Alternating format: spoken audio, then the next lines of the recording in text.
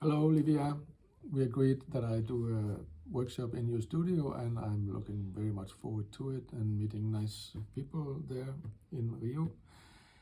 I will tell you about how I work as a jeweler, and for me, the techniques is my vocabulary. So I'll show you an example of that you probably know. This is from the Puffed Up series, and this is made of fine gold and puffed up. The title Puffed Up comments on how we behave and how the jewelry business is, in my opinion.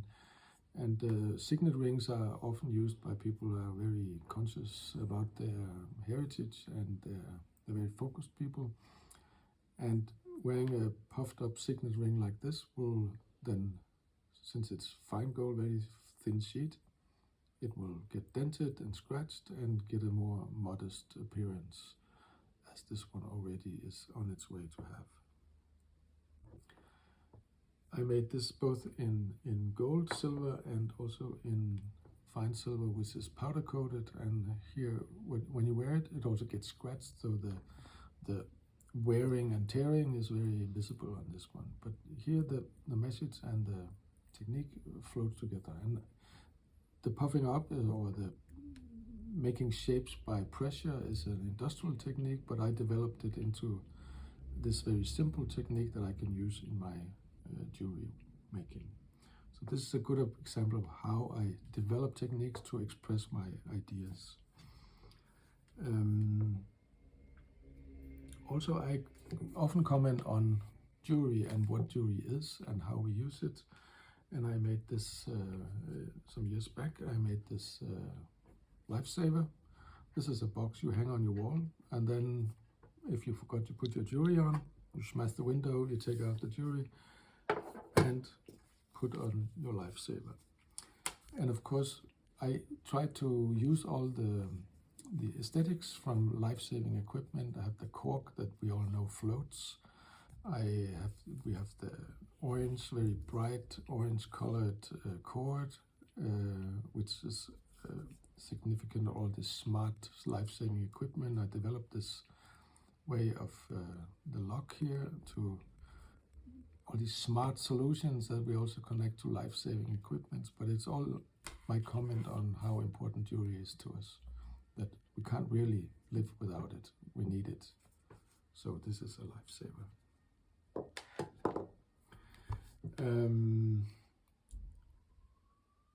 What is precious and what is not? And I think things that are very important and that I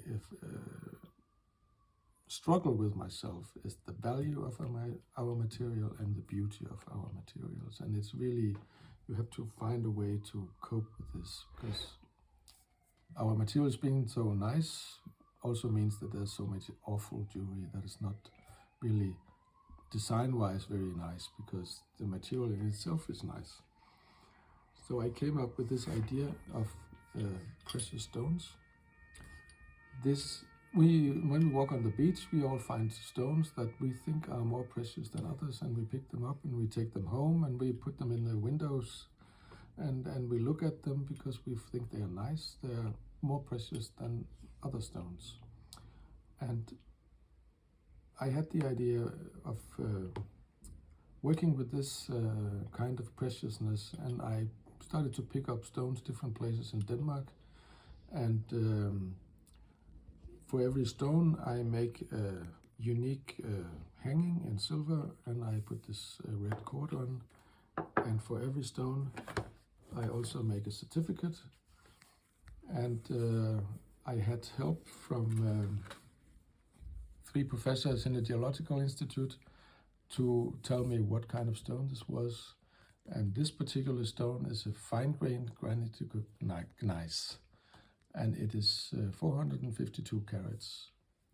There's the measurements, there's the exact time or the exact place, and I marked the time also. This is found, this is exact time of day and the date, and everything is on there, and I even took a photo of the stone before I picked it up. So there's no tampering with anything. I signed it, and so you can, anytime you can go in and see where exactly I found the stone. So this is genuine precious stone from Denmark. And I often work with the technique and materials to express my opinion on something. This particular project is my most expensive and least expressive project. This is a pearl necklace. It has 60 white Akoya pearls, which are the largest ones that you can get in Akoya. These are it's 60 Tahiti pearls, the smallest one you can get, Tahiti pearls, and they are very high quality. The reason why there's a distance between the black and the white is I use Morse code to give it a message. So it contains a message in Morse code. So do Morse code. And so the message in this one is 120 dead oysters. And of course it's a comment on the material in our business, which is sometimes very, very doubtful. We don't really know where it comes from because it might be dodgy. We have all these blood diamonds and things like that. So I also comment on how we use jewelry and what we use it for. So many years ago I made this project, which is a heart. It is made from used wedding rings, and I bought them as old gold. They all have engravings in them. They are all pairs, and I soldered them together into a heart. And I question if this is a piece of jewelry, but it's still a jewelry project because this is unwearable or unbearable because of the histories that lie in this. I don't know the histories behind it, but I only know that these marriages are not working anymore. So it's a project on how important the inner value of a piece of jewelry is, what it means to us, and this is a way of visualizing that importance. Yes, so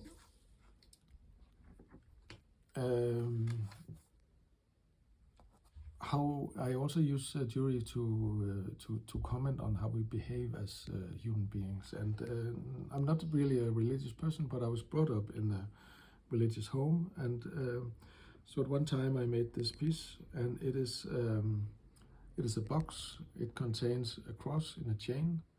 It has a small figure of Christ. It has a small hammer, and it has 3 nails. I call it "Forgive us our sins." And you can choose to nail him up on the cross, or much easier, you can just think about how you behave.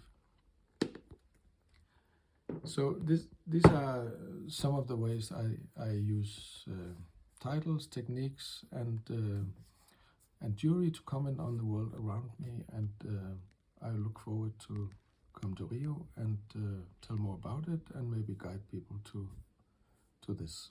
Thank you very much. Bye-bye.